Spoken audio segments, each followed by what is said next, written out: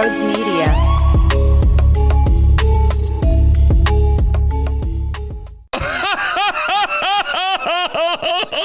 Let me tell you something right off the top here. The Giants suck! Yo, they suck. I mean, there's teams that are bad, and then there's the New York Giants. Their owner is going to be staring at the ceiling in his bedroom going, what the fuck? What the fuck? For the next 72 hours, as he should. Because Saquon Barkley took that football and ran it down your throat. You couldn't do a damn thing. And you could run on this defense. What the Giants defense does well is apply pressure, quarterback hits, get sacks. But you could run on them. And damn, did this Eagles team expose that flaw. They took one of the strengths of the Giants, and really they're only strengths because they got nothing else. Here's Daniel Jones going, hey, Drew, go get him, kid. What about that sequence at the end of the first half? Does it get more pathetic than that? Hey, congratulations on those 3 points. I'll show you where to put those 3 points. Here's a tip. Right up your ass!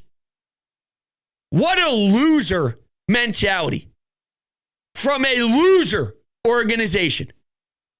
And truth be told, I've been so down on the Eagles that I had no clue what to expect in this outing.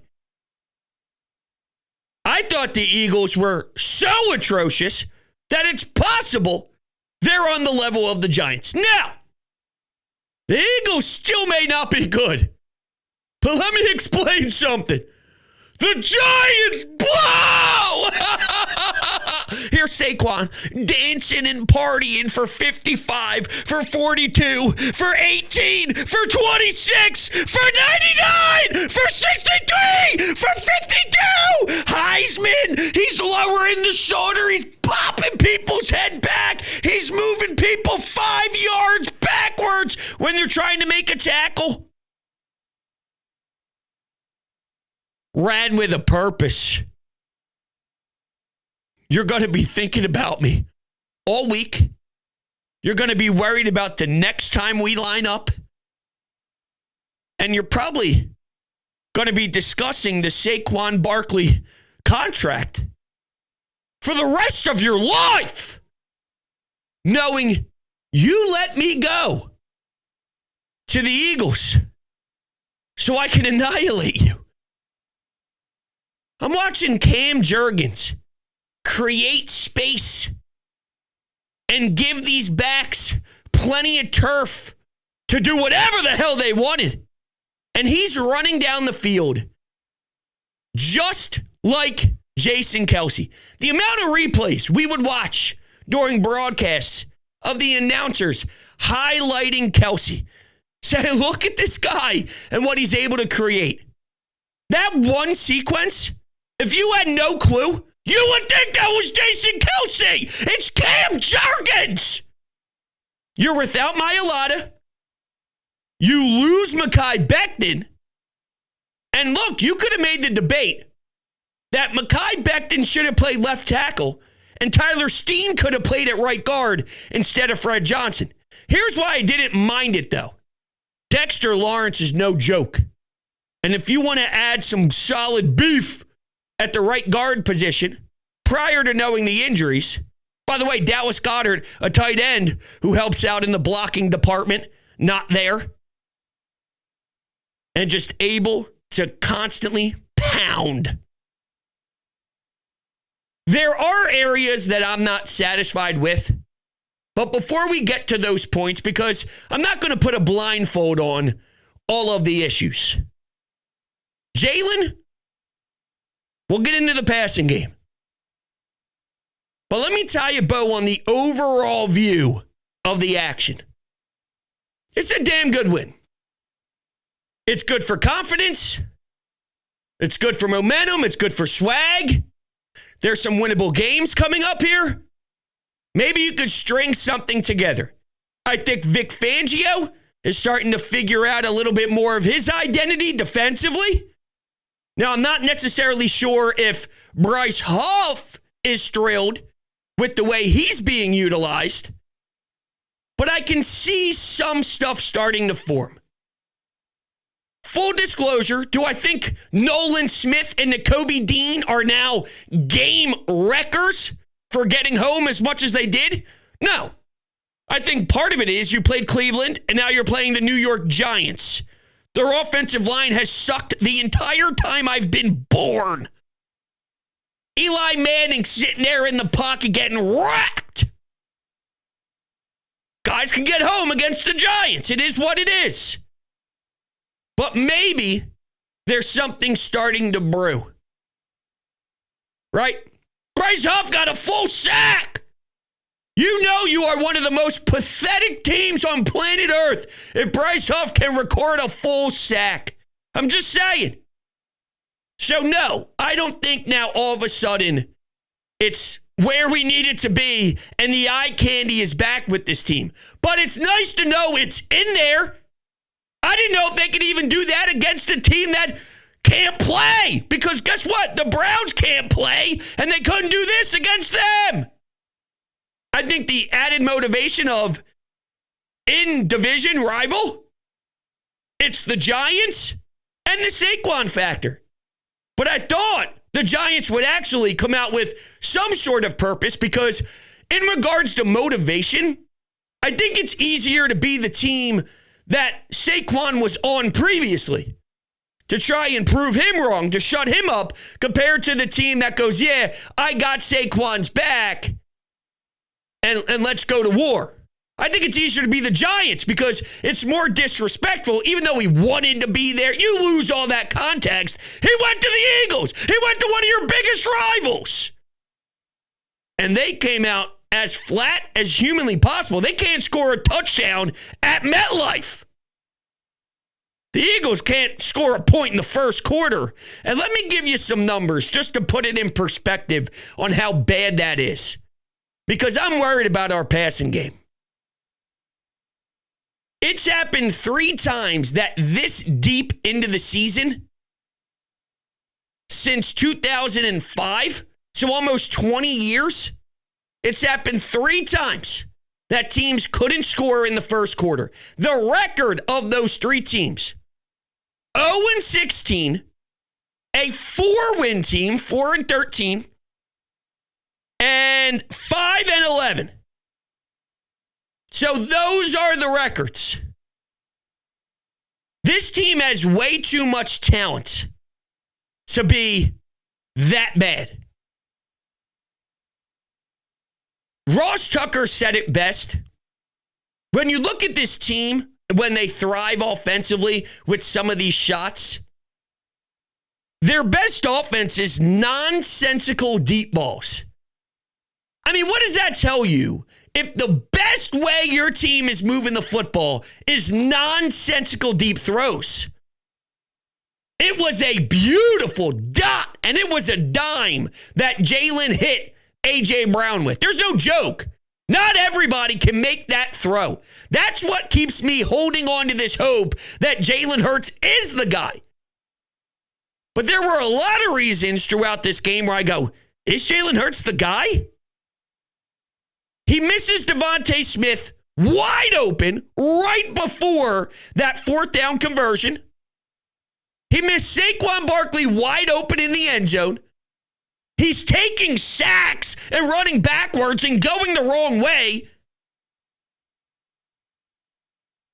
It's not right. Something's off. It's not clicking.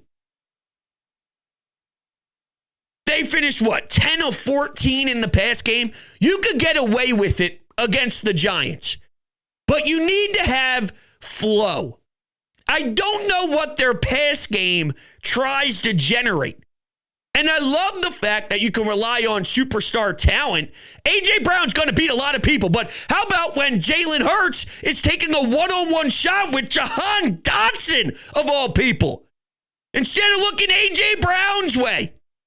And then you hear the broadcast when they were coming back from break, wondering if they saw Devontae Smith having a play drawn up for him specifically, because it wasn't like he was taking the game over. He had one play in particular where he gets a quick throw. This was after he was already hurt in the game, but he gets a quick throw. The Giants sniff it out within seconds, and he gets tackled with the blink of an eye, and he gets brought down. Nothing. I just don't think that we should be in the same boat as a team that goes winless, or a team that wins 4 games, or a team that wins 5 games when it comes to the slow starts. And you could get away with it to some degree against some of these opponents. But what's the end goal here? Is it to be able to beat the Browns and the Giants? Or is it, can they actually form something, put it all together, mold an offense, and move forward?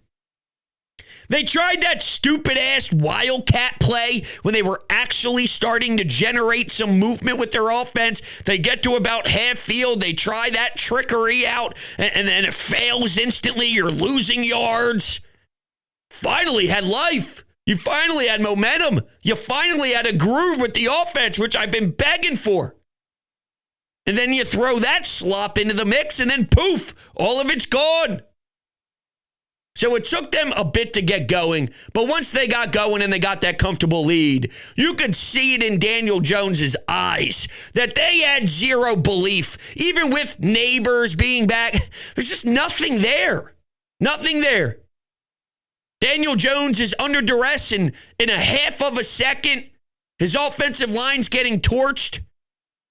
I mean, I'm going to be honest with you. If you let Bryce Huff, Nolan Smith, and Nakobe Dean beat you up that bad, you need to be relegated. This has to be like the damn English Premier League or some of these soccer leagues out in a different country. I'm proud of this team, but they're not that good where, you know, you can't score a touchdown and they're breaking the game wide open. I don't know. We're not talking a Fletcher Cox, Javon Hargrave, Brandon Graham type of unit here. We're not talking about a team that's generating 70 sacks and some of it's coming against arguably the best offensive line in football. Crazy. So I did a Bleacher Report stream prior to this show, and I asked the question. The results landed at 50-50. I asked the question, what was your biggest takeaway? Was your biggest takeaway the Eagles put together a really good win, or the Giants suck? And I don't think there's really a wrong answer. It's a combination of both. Look, this is a good win for the Eagles. I didn't see it coming. I saw them winning another game, 16-13, where we hate them. I don't hate them after this performance at all. I think I correlate a lot of their success to probably the poorness of their opponent. So I probably lean more towards, man, the Giants are a bad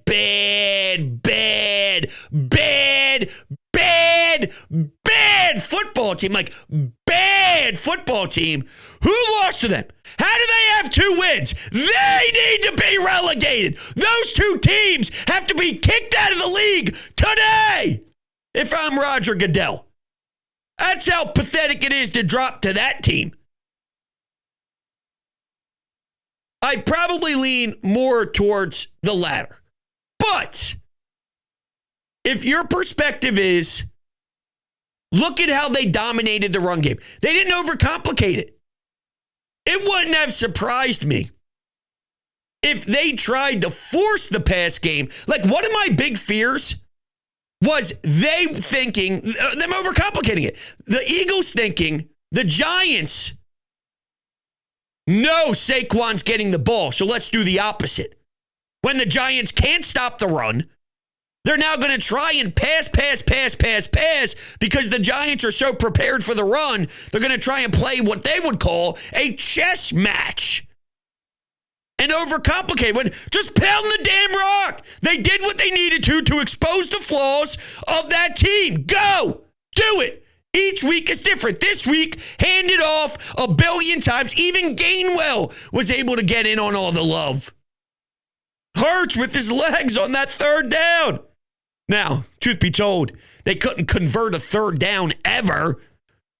And the one time they do, the Giants sniff it out properly. The whole thing. Ay, ay, ay. Ay, ay, ay. But anyway, what else do I got here? I got Cooper DeJean getting stiff-armed. Now, I love the 28-yard punt return, but my man got stiff-armed by Daniel Jones and shoved to the ground. Woof. That's a bad look, my friend. That's a bad look. What's not a bad look is drinking garage beer any chance you get to take a sip of a nice cold one. That's right. It is 0% IPA. It is 100% light beer. It is 1,000% quality. Make sure you get yourself a beautiful, beautiful garage beer by checking out their website down below. drinkgaragebeer.com. It is my all-time favorite, and I have it on stock, nonstop. And after a nice, juicy, fat W against New York, you pop one open, nothing better. By the way, welcome on in to the channel. If you are new, do not forget to smash the subscribe button, hit the thumbs up button as well, and you can take me on the road with you by going to any of your podcasting platforms, Spotify, Apple Podcast, and if you search Sports Talk with Broads and subscribe over there, leave a 5-star rating and a review. That truly helps out the algorithms, and you guys are kicking ass. I can't thank you enough for all the crazy support, so just throwing that out there as well. So, all right, with that, why don't we take a few phone calls from the people reacting to this great win in MetLife? Let's go to Carmen. I'm calling with like 5 minutes left. This game's over. On paper, yes, this is the stress-free win we have been searching for since the last 2 years. But I'm not sure if that was because the Giants are also a dumpster fire of an organization both on and off the field. But defense balled out. Saquon got the revenge game that he was looking for. But I do see some issues, man. I think we have a left tackle problem no one wants to talk about. Jeremiah Ladd is out for a lot amount of time, like 4 or 5 weeks. And Fred Johnson is not good at pass blocking. And I saw a lot of shitty blocking from him. I'm going to be very concerned in the last couple of weeks. And Jalen he held on the ball for too long a few times during this game. He's got to know when to throw it away. But regardless, man, we won. I'm about to smoke a victory bowl. Let's go, Birds. Nothing like that victory bowl, baby. So the injury stuff, not that it's not a big deal, of course, if you're losing some of your top-tier talent, especially on your offensive line, that's an issue. And if you wanted to slide Mekhi Becton over, I haven't seen any sort of update yet. Obviously, as we continue to talk about this game throughout the week, we'll get some of the injury reports, and we'll figure out exactly where everybody lines up. But it's not as if injuries aren't a concern of mine moving forward against some of these opponents. I guess for me, though, the bigger story with this team was less about they can't figure it out due to injuries, and it's more like there's systemic problems and a lack of belief in the coach and a lack of fundamentals. And, you know, like I'm watching that drive right before half where you're giving the Giants 10 extra yards because you're getting multiple different penalties. Sidney Brown, I believe, was one of them on a punt coverage. He's going out of bounds. What was the other one? There was it somebody on a offsides play? But you're giving the Giants extra yards on a drive where there's limitations in time and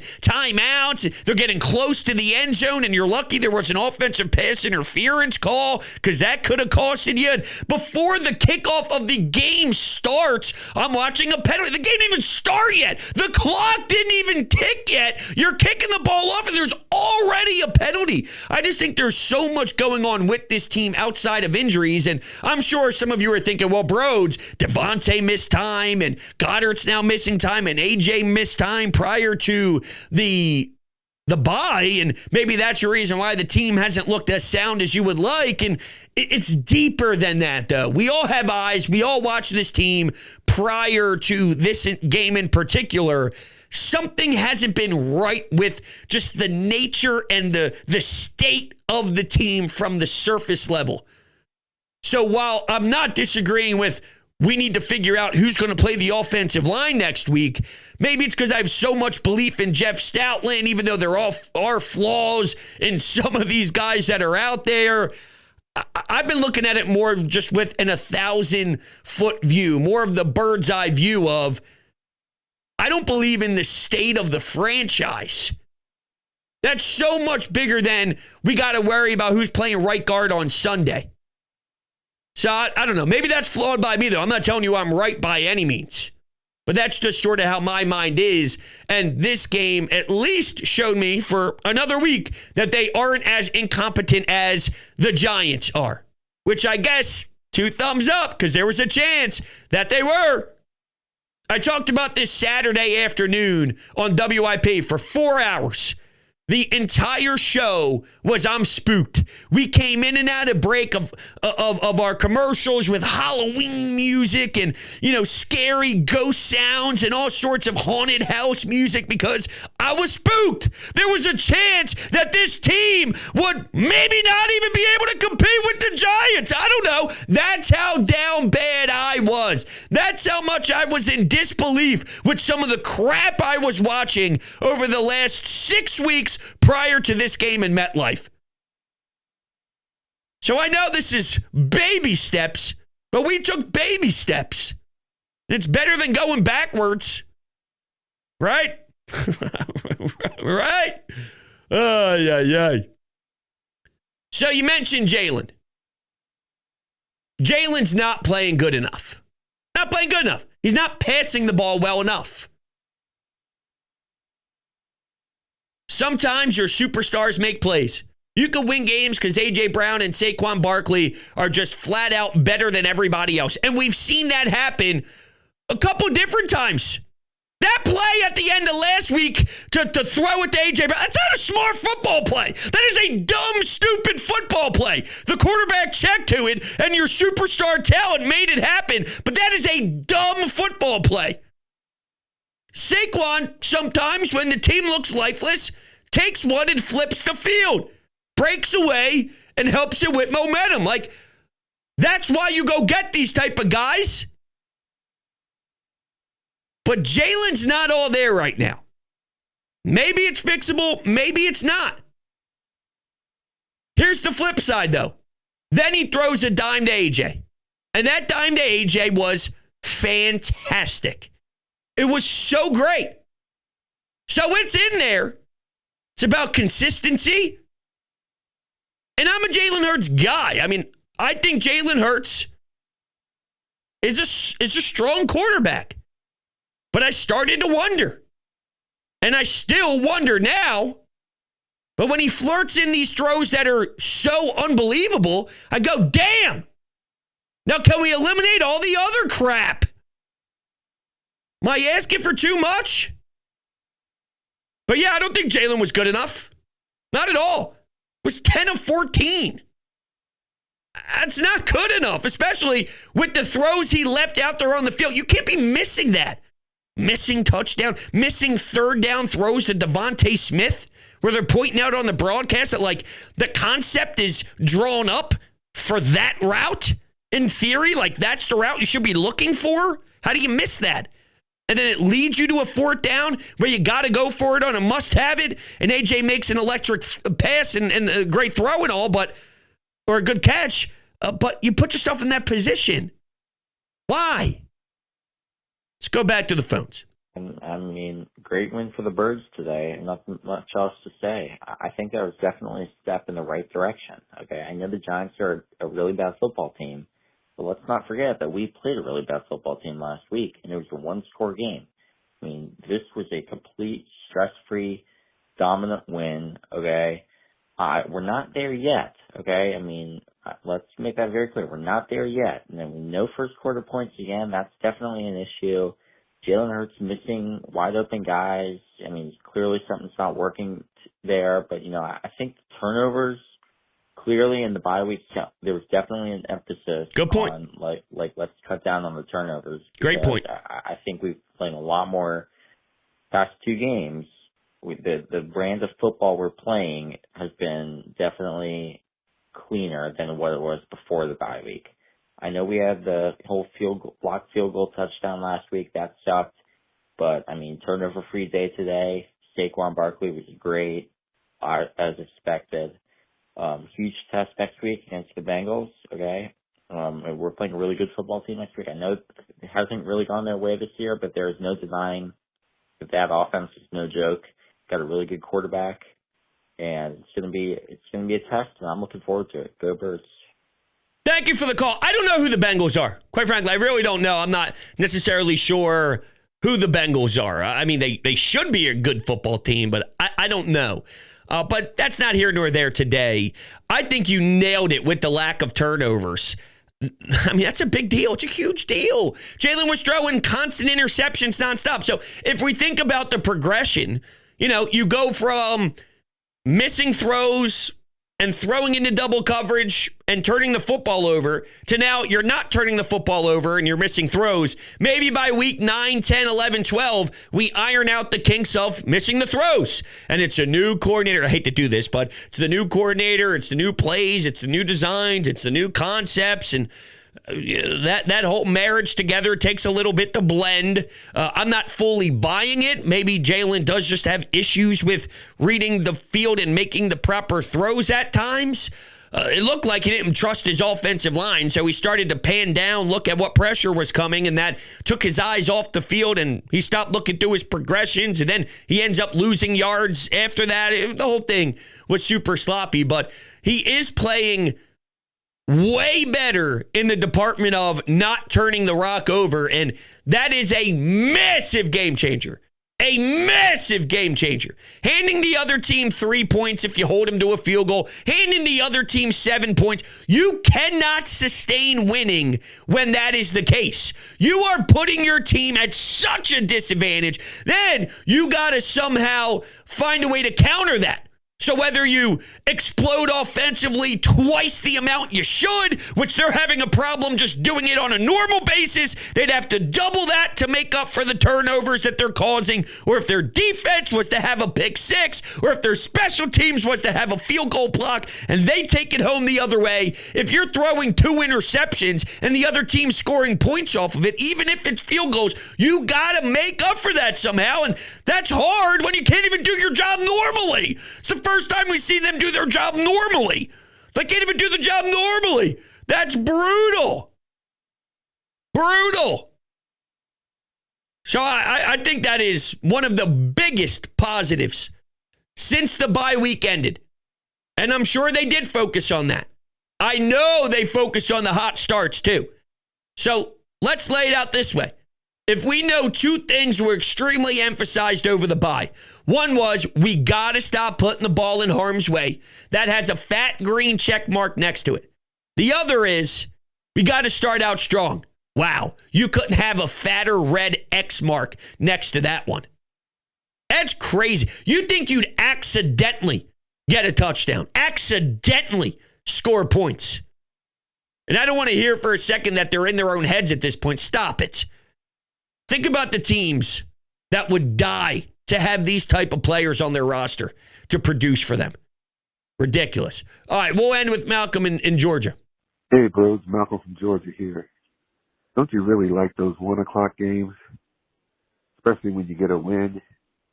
You still got the rest of your day left over. Do things with your family. Just a feel-good situation all the way around. Let's start with the defense. I thought they looked really good, really aggressive. I like the style. I like the way they got out of the quarterback. I think pressure brings results. They were pressure effective today, and that makes a world of difference. Hopefully they'll carry that over going forward with their next opponents coming up. On the offense, great job by the offensive line. The running game was strong. Both running backs, but especially our big cow, Saquon Barkley, did his thing. If I have one thing that I'm curious about, it's still the offense.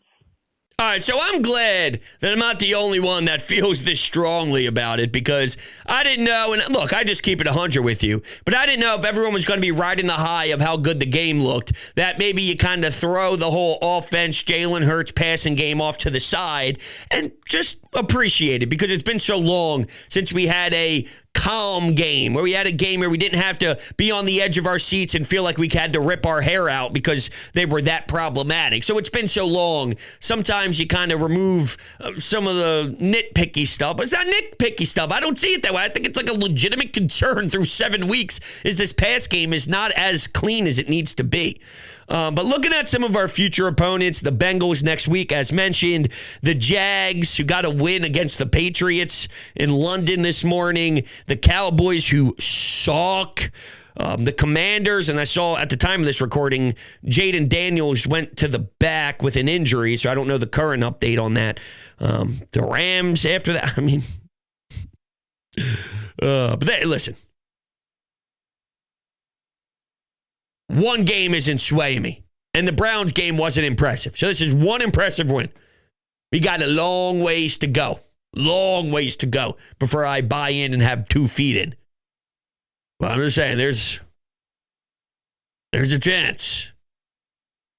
There's a chance. All right, appreciate all you guys. Love you to death. I'll talk to you all on the next one.